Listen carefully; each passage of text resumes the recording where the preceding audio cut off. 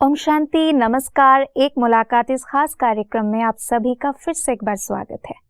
दोस्तों, भारत एक विविधतापूर्ण देश है और इतने विविधता होने के बावजूद भी हम आपस में जुड़े हुए हैं और हमको आपस में जोड़ के रखने के लिए जो अहम भूमिका निभाती है वो है हमारी रेलवे सर्विस।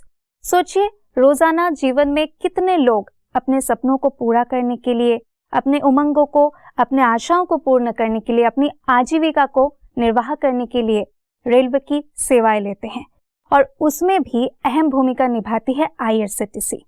तो इसी सिलसिले में आज के एपिसोड में हम बातचीत करेंगे और आज के इस एपिसोड में बातचीत करने के लिए जो खास मेहमान हमारे साथ उपस्थित हैं वो है राहुल हिमालयन जी, जो कि आईआरसीटीसी के group general manager west zone Mumbai से हैं। तो आइए आपका स्वागत करते हैं।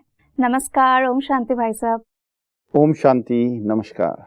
सबसे पहले तो मैं आपसे ये पूछना चाहूँगी कि आप इससे पहले भी बहुत बार मधुबन आ चुके हैं, जो ब्रह्मा कुमारी के हेडक्वार्टर्स है वहाँ पे आ चुके हैं। ये आपका शायद, जैसे आप बोल रहे थे कि 7th टाइम है मेरी जानकारी के अनुसार, लेकिन स्टूडियो में आप पहली बार आ रहे हैं। तो इतने बार आप विजिट कर चुके हैं ब्रह्मा कुमारी हेडक्वार्टर्स, तो आपका कैसा अनुभव रहा? इस बारी मैं कहना चाहूँगा कि हमारा अनुभव बहुत अनोखा रहा। ओके। जब लाइफ में आगे गुजरे हैं तो हमेशा ये चीज रही है दिमाग में, आत्मो दीपो भवा, be your own guiding light. लेकिन अब लगा है जब से जुड़े हैं बाबा के साथ कि कोई हमारा साथी हमारे साथ हमेशा चल रहा है। तो इस बारी अनोखा अनुभव क्यों रहा? सबसे पहले तो हम बहुत महान आत्माओं से मिलते रहे। जब यहाँ आए तो ब्रिजमोहन भाई से, जयंती बहन से मिलने का मौका मिला, मोहिनी दीदी से मिलने का मौका मिला, फिर संतोष दीदी रशिया वाले, संतोष दीदी सायन वाले।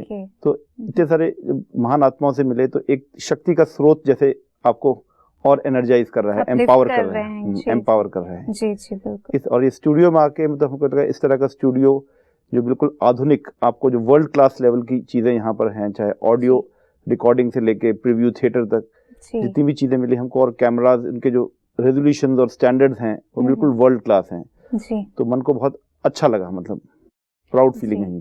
ब्रह्मा कुमारी साहब कब से जुड़े हुए हैं? हाँ जी, ब्रह्मा कुमार से जैसे मैंने बताया कि 2002 में मैं basically IRTS Indian railway traffic service से हूँ। और 2002 में मैंने अपनी जॉब शुरू की थी मुंबई में। तो तब मैं काफी बार संपर्क में आता था ब्रह्मा कुमार से, ट्रेन के लिए, एफटीआर कोचेस या रिजर्वेशंस के लिए, तब जुड़ा रहा। लेकिन 2012 में पूरी तरह एक अवेयरनेस होती है और एक कॉन्शियसनेस होती है, फिर आप एक सेवा में बिल्कुल इमर्स हो जाते हैं। तो वो कॉन्शियसनेस और इमर्स होने की 2012 के बाद प्रक्रिया शुरू हुई। ओके। तो ये प्रेरणा कहाँ से मिली? किसी कोई प्रोग्राम देख के या ऐसे ही कहीं से कुछ आपको खबर मिली कि एक संस्था है यहाँ पे राजयोग का मेडिटेशन सिखाया जाता है? ये मतलब कहाँ से इंफॉर्मेशन मिली आपको और कैसे आपको प्रेरणा भी मिली कि इस संस्था से जुड़ना चाहिए? ये अचानक जो भी शक्तिशाली और अच्छी चीजें होती है वो एक चुंबक का, मैग्नेट का काम करती हैं, आपको कभी ना कभी अपने पास खींच लेती हैं। तो ये आप बोल सकते हैं कई बार लोग अपनी नीड या जरूरत, रिक्वायरमेंट के कारण जुड़ते हैं, और कई बार एक अवेयरनेस और कॉन्शियसनेस आती है कि यहाँ मतलब शुरुआत होती है तो यहाँ हमें जुड़ना चाहिए। लेकिन 2012 के आसपास मैंने वाइफ को काफी बार ब्रह्मा कुमारी से मिलाया था, लेकिन 2012 के आसपास वो कॉलिंग उनके थ्रू मिली। मतलब उन्होंने कहा कि मुझे अब ब्रह्मा कुमारी जाना है, और उनके साथ साथ फिर मैं भी जुड़ गया। तो पूरी तरह जुड़ने का काम जो है वो मेरी वाइफ एक इंस्पिरेशनल सोर्स बनी। ओके। आप आईआरसीटीसी के general manager west zone Mumbai से हैं। तो आपका एग्जैक्ट डिपार्टमेंट क्या है? मैंने आईआरसीटीसी के अंदर आप कौन सी सेवाएं देते हैं? हाँ, पहले तो मैं बताना चाहूंगा, जैसे Indian railway catering and tourism corporation एक पीएसयू है, एक मिनी रत्ना कंपनी है इंडियन रेलवेज की। इंडियन रेलवेज में 16 जोन होते हैं, तो उसकी एक पीएसयू आईआरसीटीसी है जिसके खुद के 5 जोन है। तो मैं पश्चिम क्षेत्र में समूह महाप्रबंधक, ग्रुप जनरल मैनेजर हूँ। इसके मेरे अंडर 4 स्टेट्स पूरी तरीके से आते हैं, जैसे मध्य प्रदेश, फिर गुजरात, महाराष्ट्र और गोवा, और थोड़ा बहुत इलाका यूपी, कर्नाटका और राजस्थान का भी रहता है। तो इसके अंदर हमारा वर्टिकल्स 5 हैं, जैसे केटरिंग के अंदर मोबाइल केटरिंग जो ट्रेन में खाने पीने की सेवा दी जाती है, प्लस ई केटरिंग जहाँ आप ऑनलाइन खाना ऑर्डर कर सकते हैं। फिर स्टैटिक केटरिंग में food plaza, fast food units, refreshment rooms, canteen जो आप स्टेशन के ऊपर देखते हैं जी। तो ये केटरिंग एक वर्टिकल हुआ। दूसरा रेल नीर, बॉटल ड्रिंकिंग वाटर। जी जी जी। बॉटल ड्रिंकिंग वाटर जैसे आप देख रहे हैं हमारे 14 प्लांट हैं, अभी बढ़कर 20 प्लांट हो जाएंगे और सबका उत्पादन करीब 6000 केसेस, एक केस में 12 बोतलें आती हैं। ओके। तो रेल नीर हुआ। तीसरा टूरिज्म, पर्यटन के क्षेत्र में हम काफी आगे बढ़ गए हैं जी। रेल से लेके रोड, फिर अभी एयर टिकटिंग और क्रूज, मतलब पूरा फैल गए। हम आउटबाउंड टूर्स भी कराते हैं और मास टूरिज्म में Bharat Darshan, Aastha circuit tours, pilgrim special tourist train. इस तरीके से हमारे IRCTC में लोग जो चलते हैं बिल्कुल सिक्योर फील करते हैं। मतलब आप देखेंगे बहुत ओल्ड एज वाले पेंशनर्स सिक्योर फील करते हैं। तो ये 3 चीजें मैंने आपको बता दी। और हैसल फ्री एक आपका बुकिंग वगैरह जो भी होता है एकदम हैसल फ्री हो जाता है। हाँ जी, हाँ जी। ओके। तो चौथी चीज ई टिकटिंग है। ई टिकटिंग में हमारी जो रेलवे की जो टिकट्स बुक होती हैं उसकी जो परसेंटेज ई टिकटिंग से करीब 85 to 90% है। और लास्ट में है द न्यू एलिमेंट्स, जो नई नई चीजें ऐड होती रहती हैं, जैसे बजट होटल हुआ या कॉर्पोरेट तेजस ट्रेन हुई, रिटायरिंग रूम्स हुए और tying up with state bus corporations. तो जो भी नई चीजें आ रही हैं उसमें IRCTC आगे आके मतलब रेलवे का नाम रोशन कर रही है। जी जी बिल्कुल। IRCTC का तो बहुत ही अहम भूमिका है और शुरू से ही रहा। लेकिन फिर भी कहीं ना कहीं पब्लिक के तरफ से देखिए इतने पब्लिक्स रोजाना जर्नी मतलब ट्रैवलिंग करते हैं रेलवेज के थ्रू, बुकिंग्स करते हैं, तो फिर कहीं ना कुछ खामियां तो रह ही जाती हैं। तो कहीं पे कुछ मतलब किसी पब्लिक की कोई डिमांड पूरी नहीं हुई तो कुछ कंप्लेन कर देते हैं। तो उस तरफ मतलब आप लोग कैसे, आप लोगों की मतलब फ्यूचर स्ट्रेटजीज या फ्यूचर पॉलिसीज क्या होने वाली है, मतलब उन सब कंप्लेंट्स को भी मद्देनजर रखते हुए उसको भी मतलब ध्यान देके सॉल्व किया जाए? हाँ जी, ये बहुत ज़रूरी है। इसमें 2 चीज़ें मैं बताना चाहूँगा जो ज्ञान में आने के बाद भी पता चला कि आपकी ज़िंदगी में बेसिकली 2 सर्कल्स रहते हैं, एक सेंटर ऑफ कंट्रोल, एक सेंटर ऑफ कंप्लेंट। तो जो अगर सेंटर ऑफ कंप्लेंट अगर सर्कल छोटा मतलब बड़ा होते रहता है तो कंट्रोल का कम हो जाता है। तो आप कंप्लेंट ना करके जैसे ही कंट्रोल कर लेते हैं पूरी सिचुएशन को और आप सॉल्व करने जाते हैं तो उसी तरीके से कस्टमर को भी सेटिस्फेक्शन मिलती है। तो जब मैं IRCTC में आया तो IRCTC के मैंने 2 फुल फॉर्म्स अपने तरीके से बनाए। तो IRCTC में 2 तरह के कस्टमर रहते हैं, एक एक्सटर्नल कस्टमर और एक इंटरनल कस्टमर जो हमारे एम्प्लॉयज हैं। तो एक्सटर्नल कस्टमर के लिए IRCTC I really care towards the customer, IRCTC I really care towards customer. और वो तभी पॉसिबल है जब हमारे इंटरनल कस्टमर्स, हमारे जो एम्प्लॉयज हैं वो मोटिवेटेड रहेंगे जी, एवर रेडी रहेंगे। कुछ तो भी चैलेंजेस हो जाएगा तो उनके लिए IRCTC I really care to contribute. तो दैट फीलिंग, वो फीलिंग रहेगी। तो हमारे यहाँ पे CSM है, complaint service information management system, जिसको हम रेल मदद भी बोलते हैं। तो जब भी ये होता है कि सर्विस इंडस्ट्री में कभी ना कभी स्टाफ मिसबिहेवियर, क्वालिटी, क्वांटिटी है ना, एंड टाइमिंग, डिले, इन कारण शिकायत रहती है। पर हमें शिकायत का सामना करने आना चाहिए, उसको रेजोल्यूशन उसका करना आना चाहिए। वो तभी पॉसिबल है, first you have to serve with a smile.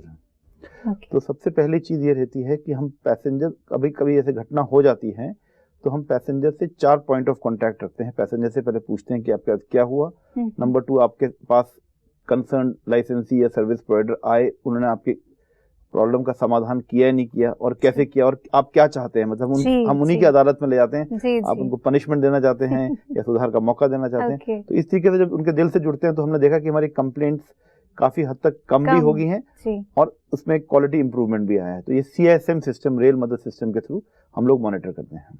तो जैसे आपने कहा कि आपका जो इंटरनल एम्प्लॉइज है, कस्टमर्स के हिसाब से जो आप लोग सोचते हैं, जो एवर रेडी रहने के लिए आप लोग बोलते हैं हमेशा, तो एक कोई प्रिंसिपल है क्या? आप लोग जो एक क्षेत्र में काम करते हैं तो कौन से प्रिंसिपल को फॉलो करके आप लोग, जैसे आपने बोला कस्टमर के सेटिस्फेक्शन, जब कंप्लेंट्स आते हैं तब उनसे जाके आप जुड़ते हैं तो पूछते हैं आपको क्या चाहिए, मतलब पनिशमेंट देना चाहिए कि क्या?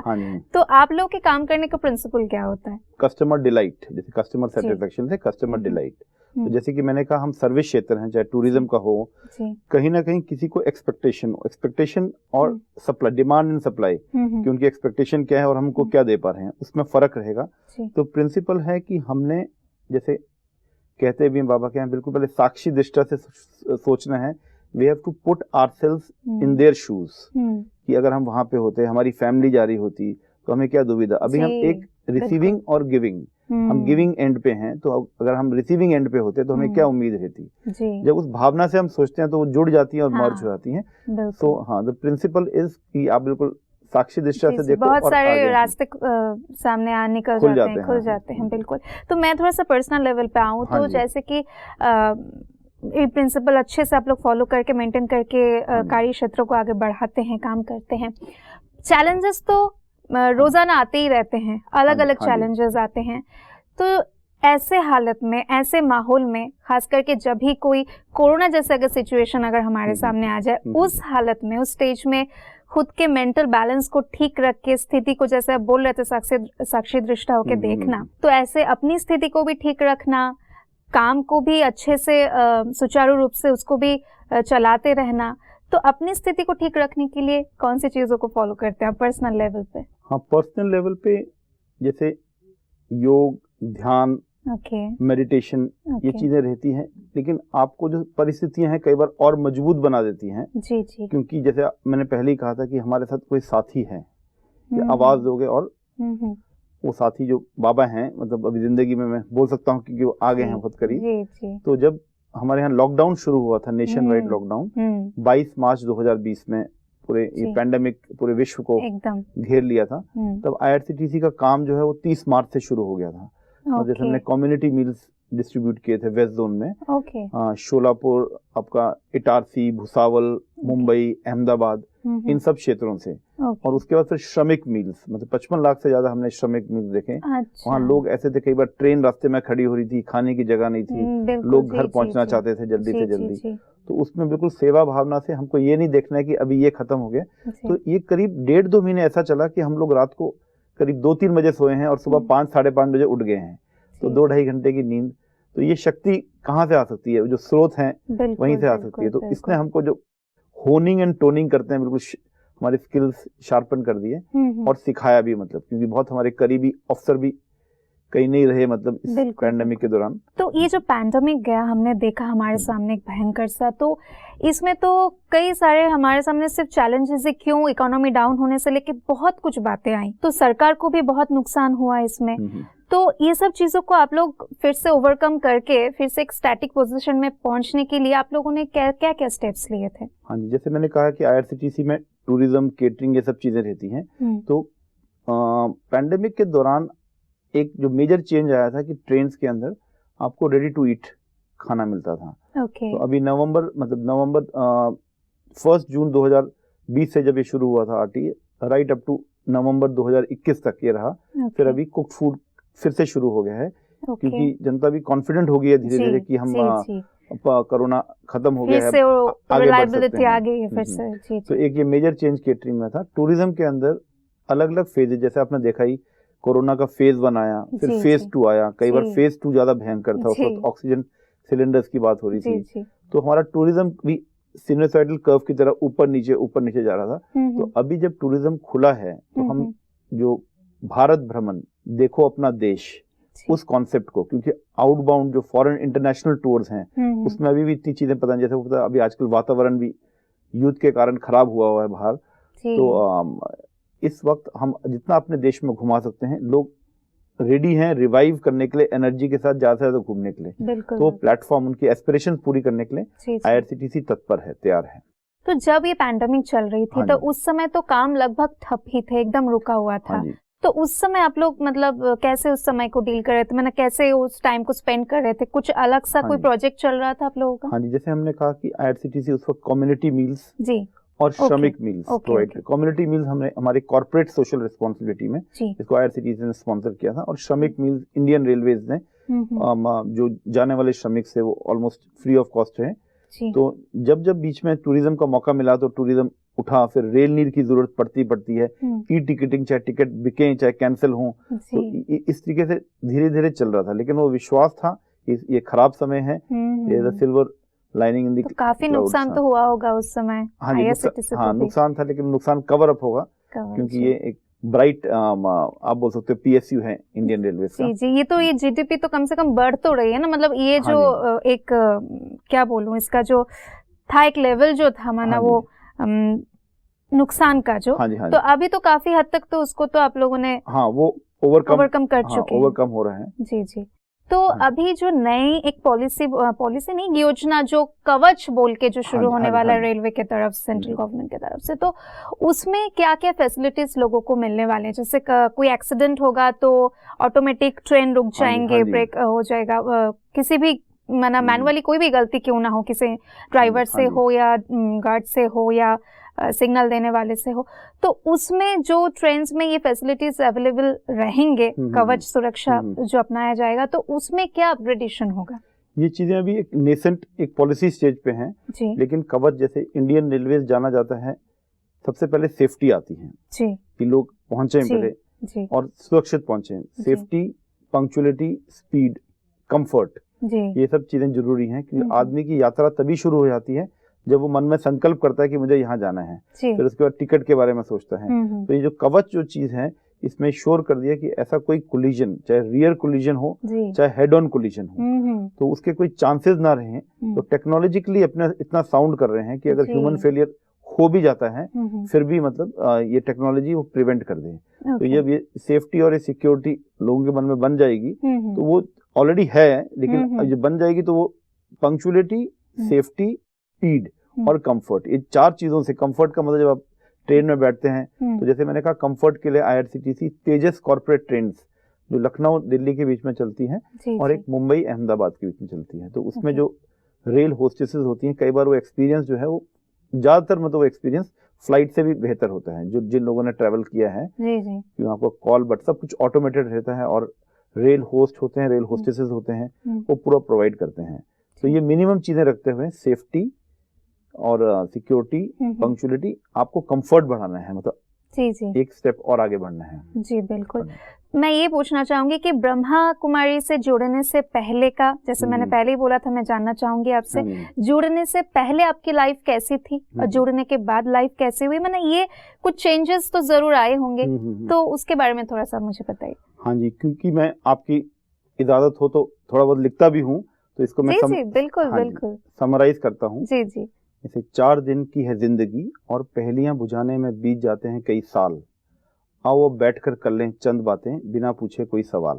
तो जो पहले की जिंदगी थी वो एक पहेली की तरह थी, मतलब क्योंकि आप, एक तो होता है कि चाहे आपकी एग्जिस्टेंस, स्पिरिचुअल एग्जिस्टेंस या काम के बारे में आप हमेशा उधेड़ बुन में लगे रहते थे, लेकिन जब कहा गया कि बिना कर लें कुछ बातें मतलब ज्ञान, योग, सेवा, बिना पूछे कोई सवाल, क्योंकि आपको पता है कि आप आगे बढ़े। तो एक तो ये फर्क रहा, और ऐसे इंसिडेंट्स रहे, जैसे रेलवे में भी मैं था, कई लोग आए थे, अगर आप बिल्कुल शांत होकर उनकी बात सुन लें।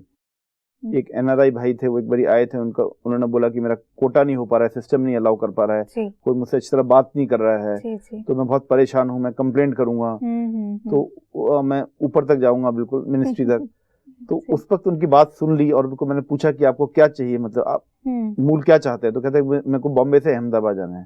तो मैंने कहा टिकट आपका हम ऑर्डिनरी में ले लेते हैं और वो हमें कंफर्म करा देंगे। तो जब कंफर्म करा दिया तो बहुत खुश हुए कि अभी गवर्नमेंट में ऐसे लोग बचे हैं जिसके कारण चल रही है। मैंने कहा ऐसा नहीं है, सब लोग वैसे ही हैं, लेकिन ट्रस्ट नहीं खोते हैं जो, तो कई बार सुनने से ही बहुत फर्क पड़ता है। तो ये चीज मतलब उनकी बात सुनो, समझो, उनको क्या चाहिए वो करो। तो ये थोड़े थोड़े बिहेवियरल चेंजेस तो रहते ही हैं। पहले भी मेरे पापा आर्मी से जनरल रिटायर हुए हैं, राष्ट्रपति जी के साथ भी थे। और सनावर स्कूल में मैं पढ़ा हूँ, वहाँ हेड बॉय था 91 बैच में।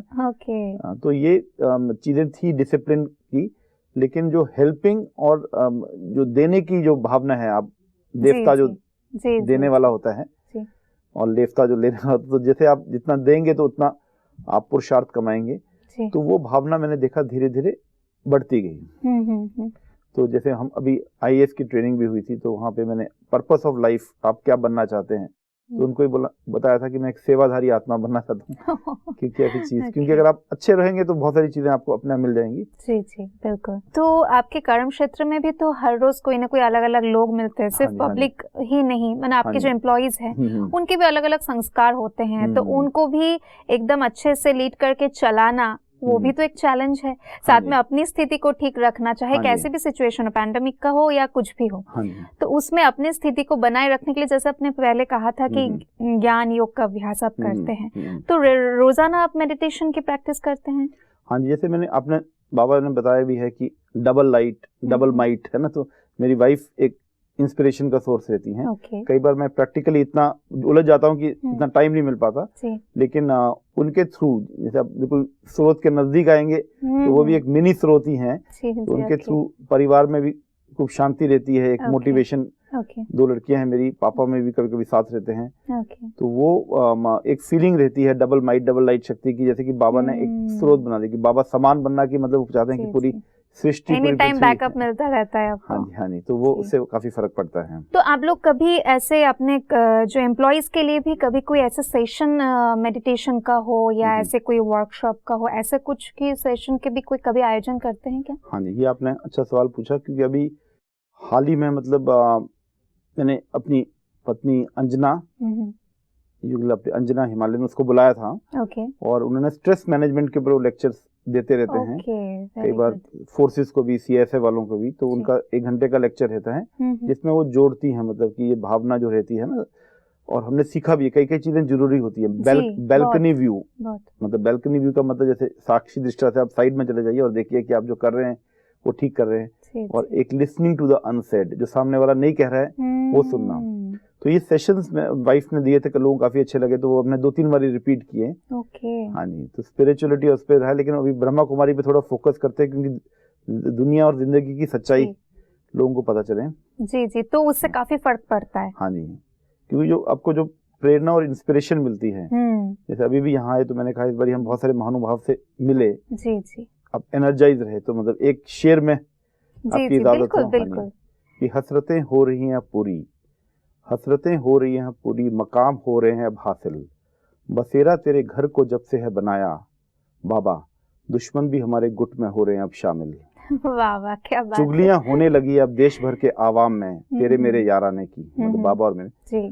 चुगलियां होने लगी अब देश भर की आवाम में, तेरे मेरे याराने की, मुसाफिर भी सीधे रास्ते पर भटक रहा है, देखकर तस्वीर तेरे मेरे आशियाने की, और तन्हाई भी और विकार भी परेशान है शिकार के तलाश में, मालूम नहीं कि क्या की है उन्होंने खता, मालूम नहीं क्या की है उन्होंने खता, और खुदा को भी चैन कहाँ, झांक कर देख रहे हैं बार बार शांति वन और मधुबन में, कहीं बदला तो नहीं अपने जन्नत का पता। वाह वाह वाह, क्या बात है, बहुत खूब। थैंक यू सो मच, बहुत अच्छा लगा आपसे बात करके। मेरा एक आखिरी सवाल है कि अभी जैसे चारों तरफ युद्ध का माहौल एक बन रहा है धीरे धीरे, चाहे किसी भी देश में उसका असर थोड़ा बहुत तो पड़ता ही है, लेकिन अभी सरकार की तरफ से ऐसे कोई आप लोगों के लिए भी कुछ ऐसे आदेश मिला हुआ है, या कुछ मतलब रेडी रहने के लिए, एनी टाइम कुछ भी सिचुएशन आ सकता है उसके लिए हमको रेडी रहना है, ऐसा कुछ आप लोगों को वार्निंग या मैसेज या ऐसा कुछ मिला हुआ है? हाँ जी, अभी ऐसा कोई नहीं है, लेकिन हम लोग जो भी चीज होती है दुनिया में उसको बाबा की नॉलेज से ही देखते हैं कि नई दुनिया का निर्माण हो रहा है, कई लोग क्लींजिंग कर रहे हैं, सफाई कर रहे हैं, तो वो भी जरूरी है। लेकिन इस तरीके से जैसे आप बोलते हैं कि एक डिप्लोमेसी रहती है, फिर एक टैक्टिकल वॉरफेयर के हिसाब से आप आर्मी को तैयार कर देते हो, फिर आर्मी की जनता को भी तैयार करते हो कि आप भी आइए, कभी भी आपको बुलाया जा सकता है, आपकी सर्विस ली जा सकती है। तो अभी ऐसा कुछ नहीं है, लेकिन जो भी होगा बाबा हैं, सब अच्छा होगा। जी बिल्कुल। और जाते जाते आप हमारे दर्शकों के लिए क्या मैसेज देना चाहेंगे?